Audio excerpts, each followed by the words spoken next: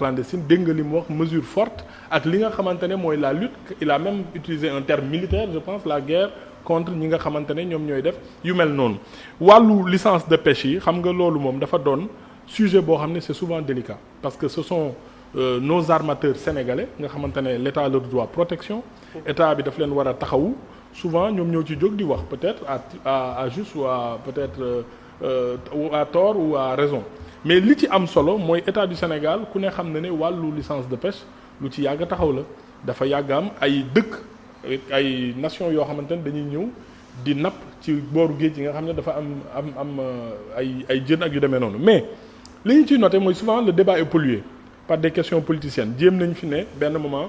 licence de pêche yi dafa am lien ak émigration clandestine. te ñëpp les acteurs et même ñoom ñoo ko wax. non parce que ñenn ci seen ay doom dañuy dem jël gaal gi dem ci biti réew. déedéet bëri na tamit ay enquêtes yoo xam ne bi ñu ko defee. ay visites yoo xamante ne bi ko gouvernement bi defee li ñu gis mooy souvent gaal yi dem am na ñoo xam ne sax dañu amoon bitik am na ñoo xamante ne dañu amoon liggéey am na ñoo xamante ne sax am nañ ay financement fenn donc loolu c'est une question peut-être man daal c'est une question de sociologie parce que peut-être toll nañ ci jamono joo xamante ne l'Europe wala yeneen dëkk yi ça fait rêver dëgg la donc ba phénomène yu mel noonu di am donc du automatiquement deuxième chose licence de pêche yi je vais pas entrer dans le fond je suis pas le ministre de la pêche mais dafa am loo xamante ne dañ koy seet souvent licence de pêche yi c'est de la pêche industrielle ça se passe en haute mer souvent ay thon la pêche artisanale. oui non attention pêche artisanale dafa am fu mu yem am na foo xam ne du fa àgg ndaxte en haute mer am na gaal yoo xam ne mënu faa dem donc souvent la ñuy andi quelquefois tamit xam nga pêche dafa saisonnière am na ay bancs de poissons yoo xamante ne ni muy traversé géej gi yenn saa yi mu nekk Mauritanie yenn saa yi mu nekk Sénégal donc ñu ne jën amul fekk jën ji dafa traversé mais dama bëggoon rek dellu si waat ci lu ma dégg doyen Serigne Saliou Gueye wax ci wàllu agriculture ne filière chinoise bi d'abord Sénégal dafa am lu ñuy wax DAPSA direction des statistiques agricoles mi nga xamante ne boo ko seetee li muy liggéey day tontu ay normes banque africaine de développement wala tamit banque mondiale ba nga xam ne chiffre bu ñu ko joxee tamit bu niroowul woon ak loolu dinañ ko contredire kenn mënul ne at mi nawet bi baaxul bu dul sax l'action de l'État xanaa di nga ne taw bi mel na mu war a mel boo gisee chinois yi di fi ñëw di jël 400 000 tonnes wala yu demee noonu dafa am benn njëriñ bi mu am tey jii chinois yi li ñuy jënd ci Sénégal dëgg la huiliers yi bu leen fàtte ne 2018 État du Sénégal dafa leen daan subventionné à peu près egg entre 18 ak 25 milliards mais État du Sénégal dafa changé stratégie subventionné tu leen leneen li nga xam ne moo am mooy nit ñi dañu jënd ci c'est à peu près 120 milliards yoo xam ne dafa jëm ci baykat yi léegi dama xamul ndax ñun dañoo bëgg a xañ baykat yi seen 120 milliards dinañ ci gën a ñëw nañ ko gën a organiser ak yeneen ak yeneen dinañ ci gën a ñëw donc bëri na ay sujets yoo xamante ne wax ngeen ne waxuñu ko loo gis ngeen ne tey KMS 3 fii ak premier trimestre 2021 lay pare donc c'est des questions traitées pourtant mënoon nañ ko wax mënoon nañ ne bilan la mais non tudduñu ko parce que tey dafa am lu gën a nekk urgence moom mooy pandémie ak Sénégal résilience économique dinañ ci gën a ñëwaat ñu dalal également Lamine Ba moom mu nekk président des cadres libéraux parti démocratique bu Sénégal moom it dab ñu ci waxtaan bi ñu seetaan ko léegi discours à la nation du président de la République Macky Sall monsieur Ba ñu ngi lay nuyu bu baax Lamine. merci ñu ngi lay fay di nuyu ñi ma fekk ci plateau bi monsieur le ministre Abdou Karim Fofana monsieur le professeur Ngouda Mboup maître Moussa Diop et le professeur Djibi et puis di leen remercier pour votre invitation excusez-vous aussi du léger retard aux embouteillages merci maa ngi lay remercier. alors discours bi déglu nga ko lan nga ci jàpp wala lan nga doon xaar te tey sa yaakaar mel ne lu ci tas ci discours bu chef de l'État le président Macky Sall. waaw merci pour déglu nañu le président de la République comme d'habitude ak ni ko constitution réew mi maye à la fin de chaque année mu def adresse à la nation loolu c'est un principe constitutionnel nekk aussi une pratique politique donc loolu dara amul ci lu bees donte ne nag l'importance du discours réside sur la capacité du discours à fournir des solutions par rapport aux problèmes des Sénégalais boo dégloo président man impression bi ma am c'est-à-dire je dirais au-delà des mots et je mettrai point d'interrogation c'est un discours très confus dense de par les concepts de par la valorisation des réalisations, etc., etc. Au finish, tu as l'impression que c'est une sorte de bilan ou de mi-bilan, bilan à mi-parcours. Et ça pose problème parce que les Sénégalais se disent mais le président est dans quel contexte? Dans quel contexte? mais Lamine 2020 bu jeexee c'est normal qu'un président de la République wax li nga xam ne moom la ñu jot a réaliser ak fi mu jëm pour 2021. Merci. C'est normal. Je dis pas le contraire. Je dis pas le contraire, mais j'ai dit le président Macky Sall, il est élu il y a 2 ans presque pour un deuxième mandat. Il a appelé le peuple dans le cadre d'une guerre qui n'est pas encore terminée, la Covid-19. Comment veut-on faire dire ce qu'on fait pendant une guerre? Au moment où vous êtes en guerre, vous voulez énumérer le nombre de chars de combat, de mitrailleuses, de munitions, il y a problème. L'ennemi saute sur vous et vous gagne. Il y a un problème de contexte. La deuxième chose, c'est le contenu de ce qu'il a dit. Le président a énoncé un certain nombre d'infrastructures. Bref, pour dire qu'aujourd'hui, il ne fait aucun doute que le président Macky Sall est d'accord avec nous, du Parti démocratique sénégalais, qui avait mis la politique infrastructurelle du pays comme une super priorité, comme étant aussi le moteur du développement économique et social. Quand on faisait les infrastructures, toutes les infrastructures sur l'étendue du territoire national, si nous parlons d'actifs réalisés par le président Macky Sall, sur les 80% des projets, il a trouvé des projets déjà pensés, dont certains étaient financés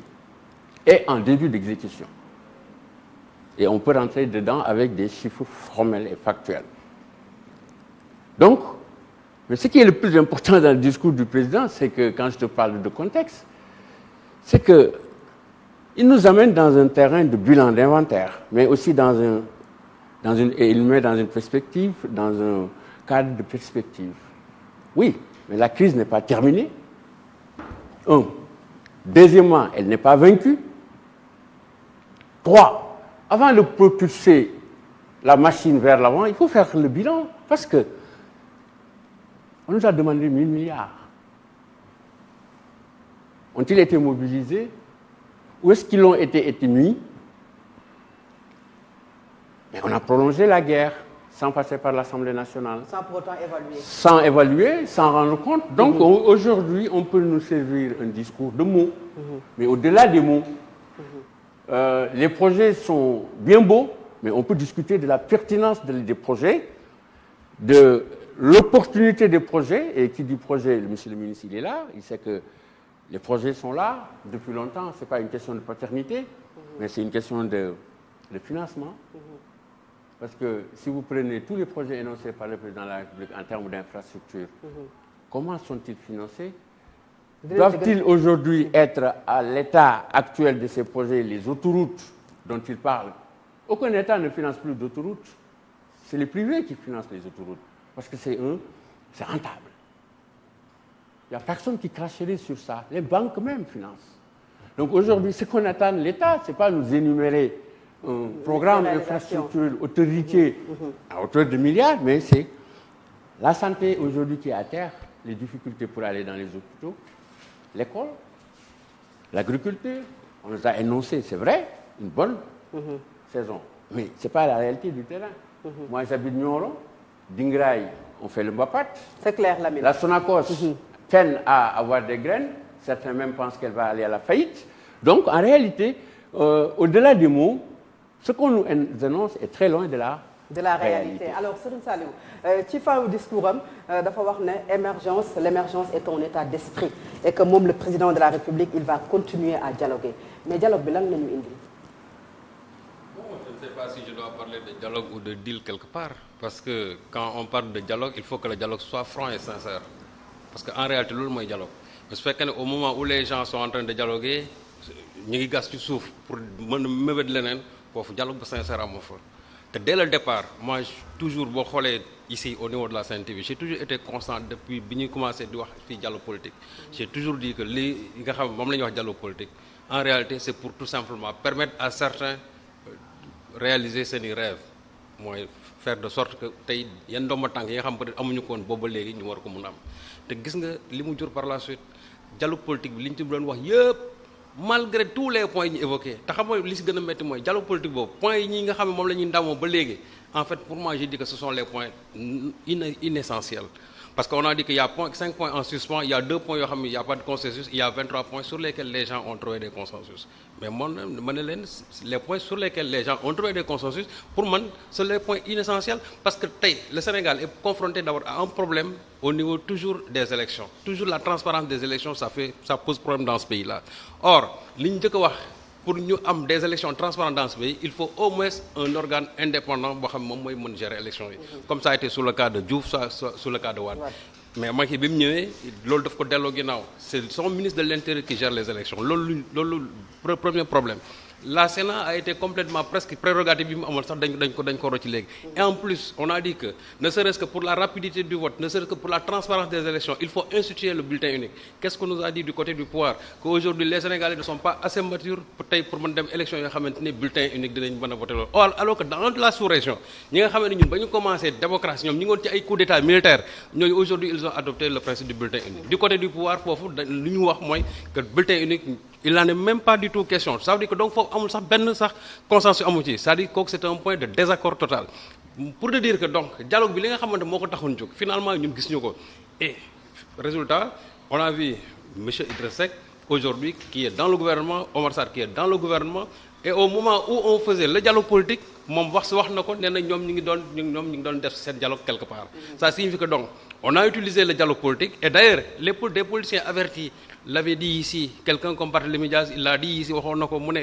ñi ngi def dialogue politique mais am na ñoo xam aussi ñi ngi def seen deal ñi ngi def finalement loolu la jur parce que dialogue bi en réalité tey interroge les acteurs lu ñu lay wax tiré wuñ ci dara loo xam ne lu positif la jusqu'à aujourd'hui tey les élections locales on n'en parle même pas xamuñu kañ lañ koy organiser et j'ai dit que la prouesse man de ce dialogue politique là c'est de reporter c'est-à-dire s'inédier toujours les élections locales. Alors maître sànq yaa ngi koy wax moom le président de la République naam waxul ci report des élections locales waxul également ci le dialogue politique waxul lenn loo xam ne ñeel na ci fichier beeg fi mu toll nii ni mu toll mais ku ko dégg di nga ne 2021 une année de dialogue la nar a doon loolu est-ce que duñu ne xëy na mi ngi ba tey ci xembefteefu dajale nit ñi ñuy waxtaan. madame Fatou Abdou xam nga man dialogue dañ ko mës a bëgg loo xam ne dañ ko bokk dañ koy pencoo donc loolu moom je pense que ci essence su démocratie la bokk waxtaan man dégg ngeen ma ci man mii nekk ci mouvance présidentielle bi la nga xam ne boole na mag un peu sama président de la République mais également ñenn ñoo xam ne ñu ngi ci mouvance présidentielle bi je pense que sëñ Saliou wax na ko léegi on ne peut pas woo ñëpp sous le soleil plein jour on est Dakar Kam wax Ndar Kam teg leen projecteur woo ñëpp ñu toog ñu discuter affaire réew mi bu mag bi lay wax de ñëpp toog ndekati y a un dialogue pas sincère et clandestin je pèse mes mots qui se passe ailleurs le 15 mois ñu jéem ko mbubboo affaire Covid mooy pandémie bi te dialogue boobu ba muy commencé pandémie bi amuloon moo tax cette politique politicienne là man ça m'a choqué en étant dedans parce que man ku ma xam sama waxu démb ak sama waxu tey je ne change pas par rapport au privilège ou yu demee noonu bu dëgg jotee di nga koy wax noppi si club c'est pourquoi sénégalais yi téye nañu loolu que ça va poser un problème en 2020 il y a eu une promotion de ce qu'on appelle man li may wax mooy la politique politicienne la transhumance et surtout une tentative de reniement de la parole publique je pose mes mots sur la tentative parole publique mooy wax boo xam ne waxu kilifa la ñu wax ko ñu bëgg ci dellu ginnaaw te loolu lu ma nekk ci biir dama koy combattre te loolu tant que ces choses-là ne sont pas réglées atmosphère bi n'est pas propice pour parler d'économie rien du fi dox ils n'ont même pas l'esprit au travail il faut que cadrage bi am solo gouvernance bi également wax nañ ko léegi réaliser 54 plateaux médicaux ou ay dispensaires dans les il faut xam ne fekk benn moo fa nekkoon ou 2 mais j'aimerais bien savoir quand même les conditions dans lesquelles ni nga ko def ñun bu ñu yoree xaalisu réew mi l'argent du public dañu war a di rendre compte ça c'est bonne gouvernance la bokk je pense que président Abdoulaye Wade ba mu fi nekkee def na lu bëri je l'ai toujours dit je n'ai jamais nié ses réalisations man maa ngi woon bitim réew ñëw naa fi benn at je le dis par l'humour réer Dakar te fii pour vous dire parce que les échangeurs ak yooyu mais dañu ne dans comment les conditions dans lesquelles ñu ngi ko réaliser jox ay chiffres c'est bien mais les conditions bu ñu la nee ñëwal rendre compte ci li ñu la dénk parce que dénkaane la c'est waxuma sax obligation ça c'est un sens la naturellement da nga war a jóg rendre du compte loolu moo am solo te loolu am na problème mais loolu ba mu passé damay dellu si tuuti rek si benn point boo xam ni am na solo également sëñ Saliou wax na ko léegi je pense que professeur également wax na ko Dakar mi ngi dund lu difficile ci affaire ndox mi surtout en période de pandémie xam ndox mi dafa am solo la propreté l'hygiène distanciation physique tout ce qui va avec yàlla musal nañu tuuti ci première vague bi mais deuxième vague bi di ñëw moo gën a graw déjà que temps yi on le sent parce que vitesse bi muy dawee démb sax j'ai suivi un reportage sur beaucoup de télé que les morts ay cimetière de Pikine a doublé en 2018 et triplé en 2020 waxuñu nag Yoff également donc un reportage sur ça ça veut dire que vraiment yëf yi tar na et que laajoon nañu également sur ce point-là que le président de la République marque feu un arrêt xam nga stationnement un arrêt pour expliquer Sénégalais yi un peu l'histoire de la pêche également même su fekkee c'est pas une cause directe de l'immigration irrégulière mais il est constant que bu ñu permettre européens ñuy indi bateau yoo xam ne day labourer la mer je dis bien je pèse mes mots yi labourer la mer mais pêche artisanale amatu fa place et surtout j'ai entendu. ndax ñoom dañuy joggi li nga xamante ne moom mooy pêche artisanale. Eh oui parce que c'est des bateaux usines ils labourent la mer déjà les nas là dañ ko waroon paramétrer surveiller ko. xam nga c'est beau joxe autorisation. mais Sénégal n'a pas aujourd'hui les moyens de surveiller ce qu'ils font loolu c'est une réalité et puis ñu ngi y a pas de lien entre pêche bi ak. mais moyen la wala ñàkk volonté la parce que licence de pêche yi c'est l'État du Sénégal moom moo ko signé ak l'Union européenne. ça s'appelle tout simplement nit booy joxe dara nag privilégier surveillance je donne un exemple très plat defar autoroute def ci ay panneaux limitation à 110 à 130 à 140 boo fa nekkul wóor na la gars yi dañuy respecter affaire il faut être là pour surveiller on me dit maintenant dans chaque bateau il y a un Sénégalais moi loolu doyuma il suffit ñu dugg ruqo et puis yëf yi sotti voilà donc alors, côté boobu daal je pense qu'il y a des choses à faire surtout aussi la politique de l'emploi parce que c'est lié hein. Il y a beaucoup d'organismes yu ñu créé ay commissions bu mujj mooy CNRI logé à la présidence DER ngi fii avec des gens yoo xam ne comme ni nga ko waxee comme genre chevauchement maanaam ñoom it dañuy jéggante ci seen biir comme le ministre nu nga ko wax léegi wax na ko nee na ci ñi dem am na ñoo xam ne c'est des fonctionnaires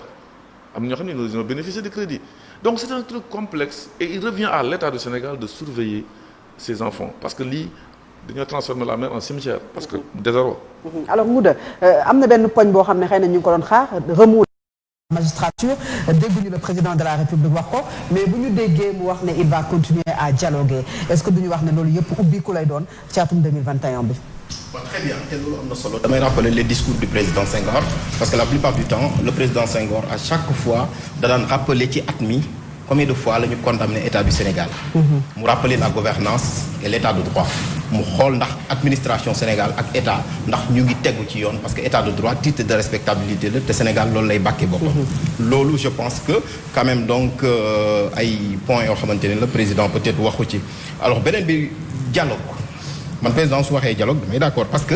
damay wax toujours ne l'identité constitutionnelle sénégalaise repose sur une démocratie de consensus te loolu moo ñuy may yenn donc acquis donc dialogue man je suis d'accord maintenant comment dialoguer et pourquoi dialoguer foofu le problème bi am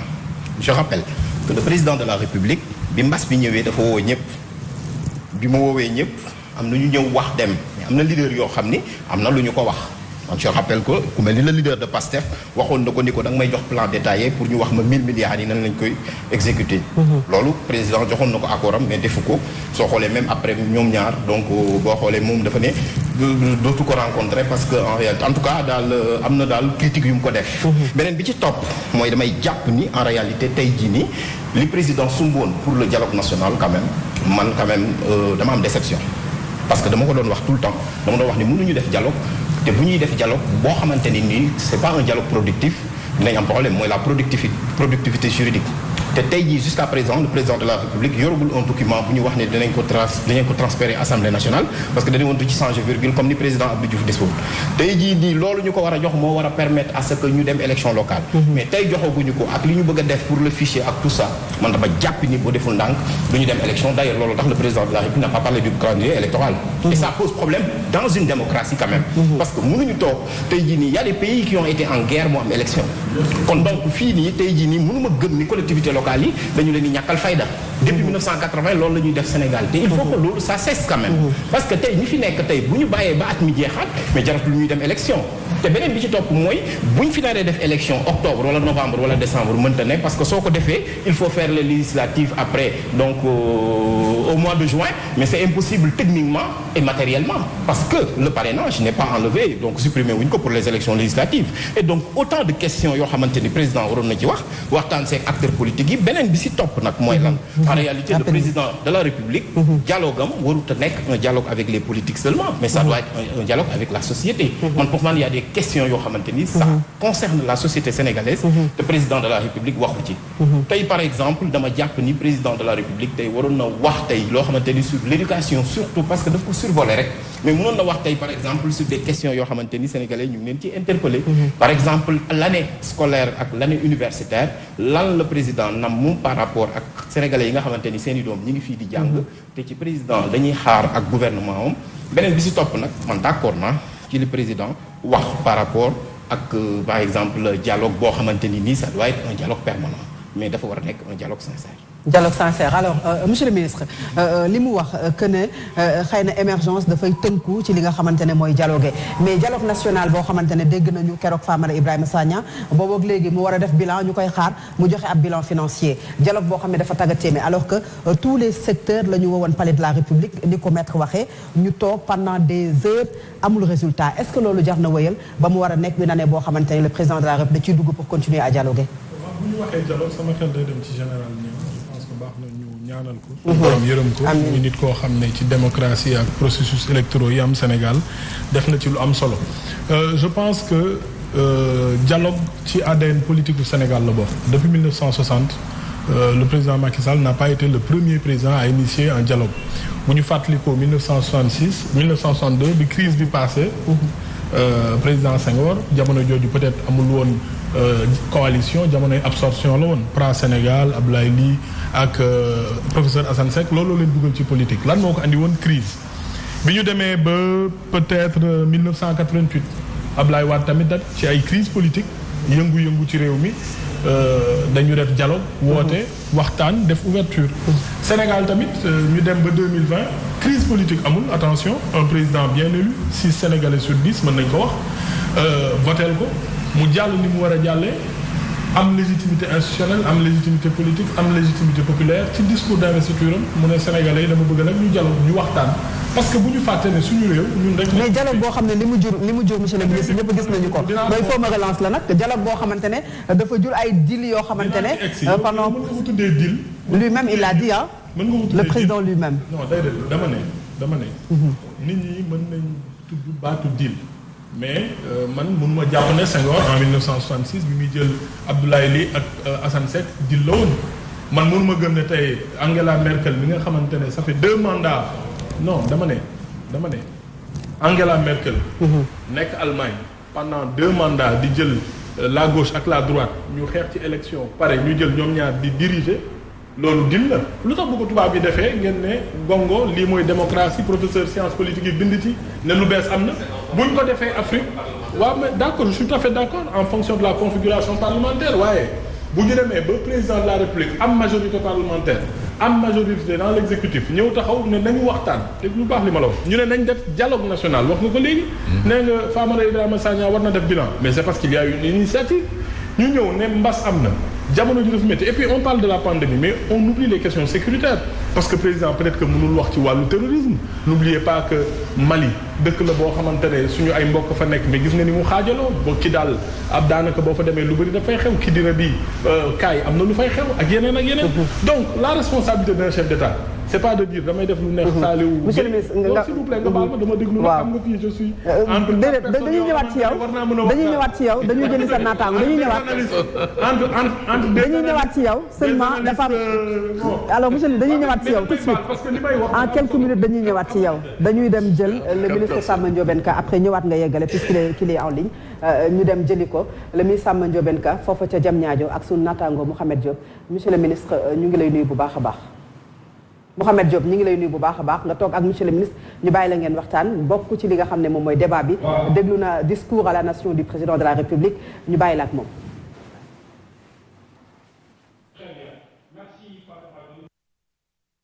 di gërëm également ñi nekk ci sa plateau bi yëpp di suivre en direct débat bi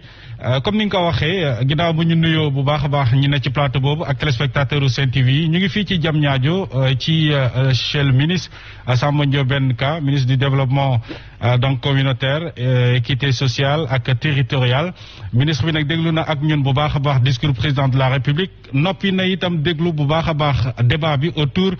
bi nga xam te ne nii yéen a ngi koy waxtaane ci discours président de la République alors monsieur le ministre ginnaaw ba ñu la nuyoo dégg nga discours bi dégg nga débat bi au niveau de la Sen TV alors ban jàngat nga am ci discours président de la République. jërëjëf avant tout peut-être nga may ma profité ci occasion bi pour souhaiter samay meilleurs vœux à la population sénégalaise mais en même temps aussi ma profité ci aussi surtout ñaanal ñi nga xam ne yàlla dafa def tey ñu ngi tëdd au niveau des hôpitaux su loolu weesoo ñu santaat yàlla encore une fois de plus mais aussi se féliciter surtout du discours du président de la République liñ ci gën a jàpp bokk na ci d'abord rappel bi nga xam ne def na ko ci wàllug pandémie bi nga xam ne amul fenn fu mu ak tey ci biir adduna bi wone na surtout coono bi nga xam ne adduna bi yëpp am nañ ko du fait de cette pandémie là mais aussi wone na surtout li nga xam ne c'est les efforts de l'État sénégalais pour mu jëmale ko ci yombal jàppale askan wi pour mu mën a génne ci jafe-jafe yooyu ci biir loolu évoqué nag surtout li nga xam ne moom mooy enveloppe force Covid-19 buy tolloog 1000 milliards kenn ku ne xam ne loolu noonu bokk na surtout li jàppale ci wàllug santé effort yu bari def nañ ci luy tolloog 90 milliards ci wàllug santé non seulement 52 centres CTE yi nga xam ne def nañ ko mais au-delà de ça aussi accompagnement bi nga xam ne def na ko pour réhabiliter ay infrastructures de santé ak yu mel noonu sur le plan sanitaire et profitons ko aussi occasion boobu président de la République pour rendre un hommage mérité à tous les acteurs de la santé ñi nga xam ne ñoom ñoo nekkoon au front malgré les risques malgré jafe-jafe yi ñu nekk ci pour accompagner un tout petit peu ce dispositif-là. En même temps, le président de la République aussi a salué et rendu un vibrant hommage aux enseignants sénégalais parce que kenn ku ne xam na ces gens aussi am na benn moment boo xam ne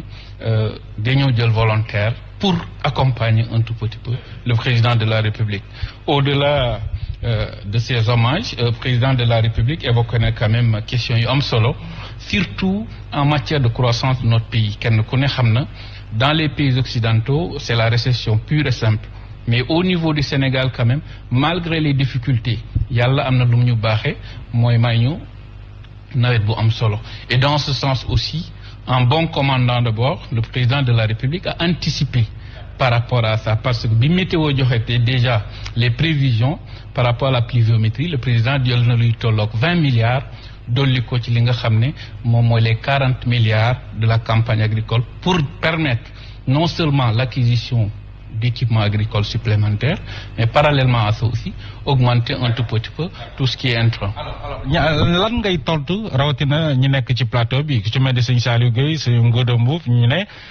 discours bi dafa mel ni dafa xaw a laal bilan tuuti mel ni am na mbébét ci wàll wi wala xemmemteef ci li nga xamante ne ni moom la ñu jëm muy mel ni kuy waajaat posé waat candidature am lan ngay tontu ci kàddu yooyu. xam nga li ñuy wax ci réew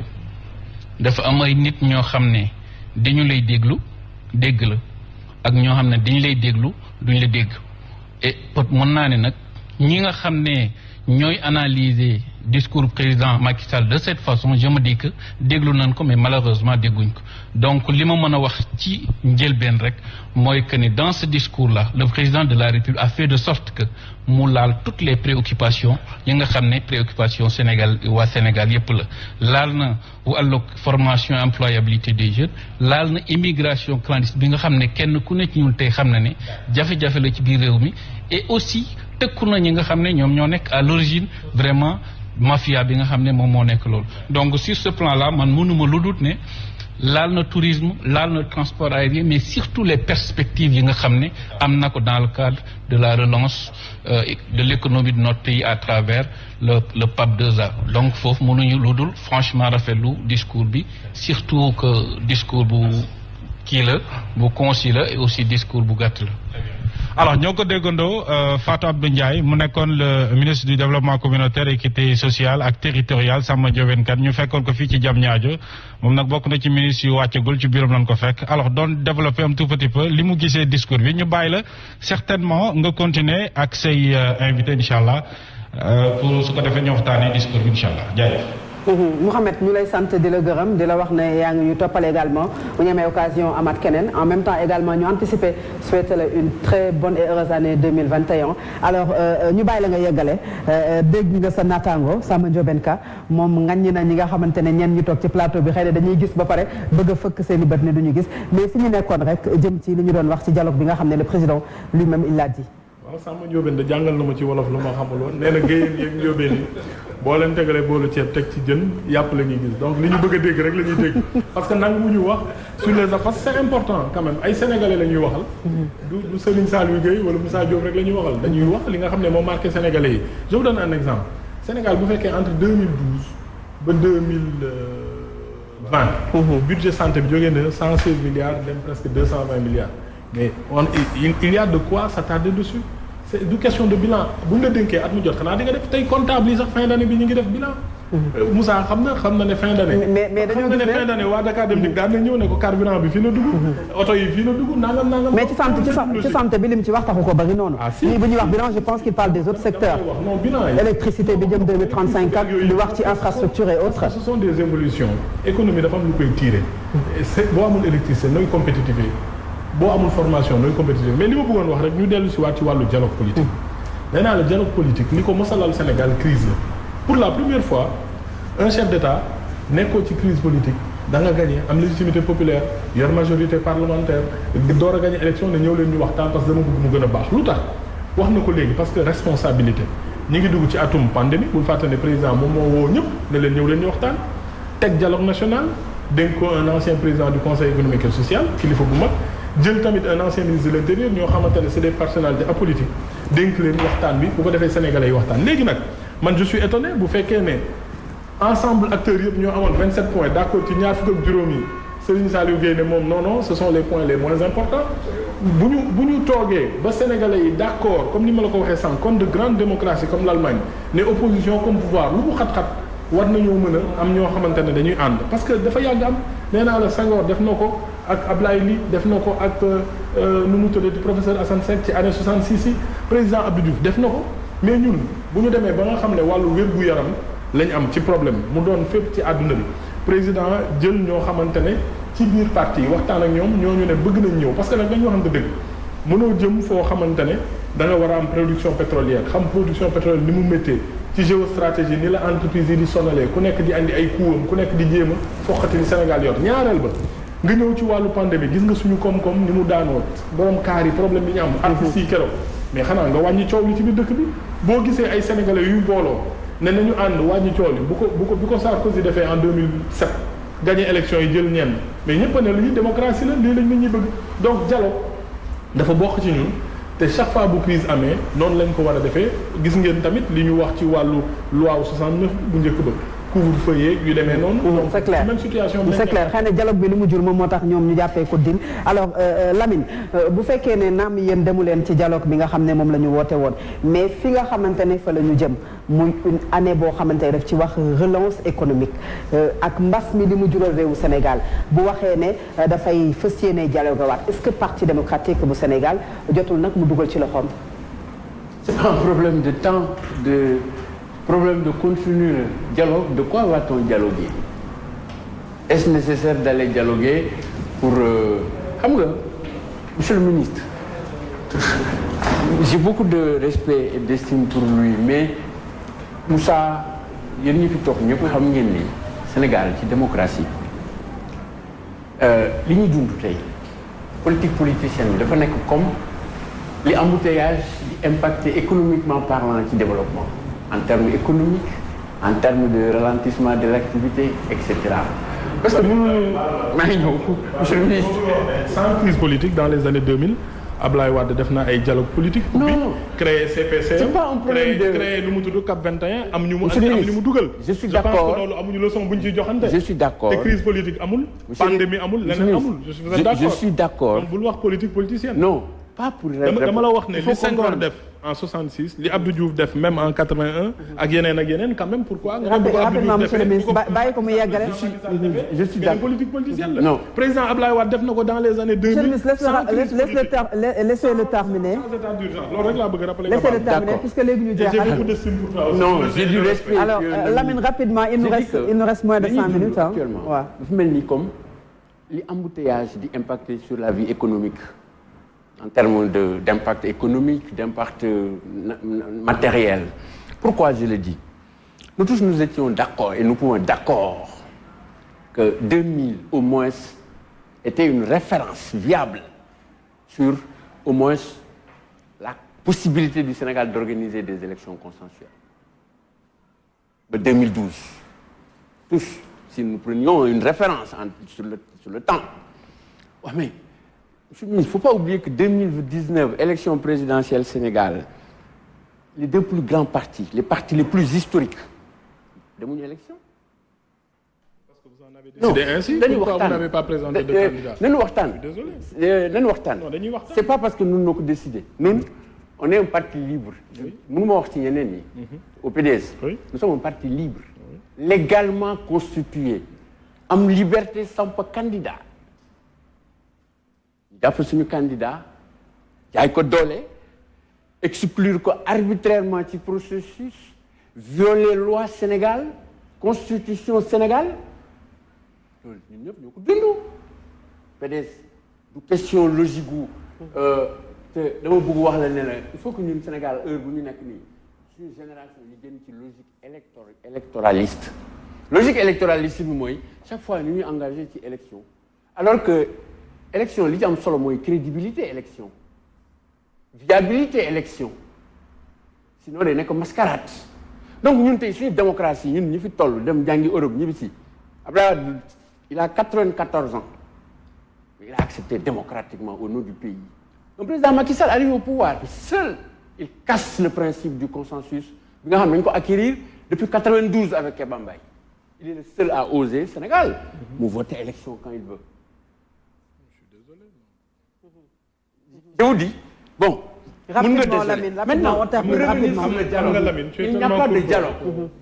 Ñun PDS dañu jàpp ne li fi am du dialogue. Xam nga luy dialogue. Rapidement, parce que dañuy dem conférence de presse président de la République à 21h30. Dañu am tradition de dialogue. PDS dañuy dialoguer tout le temps. Alors gisu leen loolu alors maître rapidement nga terminer. Li am du dialogue.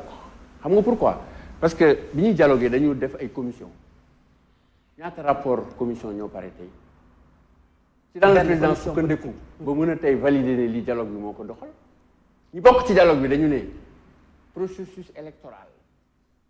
problème mu fichier kañ la ñuy def audit ñan ñoo koy def est-ce que ñëpp d'accord nañ ci ban koppar lañ koy defee ci yan conditions lañ koy financer Sénégalais yi jotuloon seen carte d'identité électorale voté wuñu ñooñu nu ñu nar a def ci ñoom ok élection kañ lay am Sénégalais xam nga élection locale yéen a ngi koy wax léegi. elles auront lieu quand personne ne sait. Donc ce dérèglement de notre système démocratique ne peut jamais garantir un développement où il est. C'est clair. Alors c'est clair. Malheureusement, monsieur le ministre, rapidement, en une minute. En 2007, en 30 secondes les plutôt. élections locales ont été repoussées en 2009. Au plus tard. Et peut-être que vous avez le secret à l'époque de les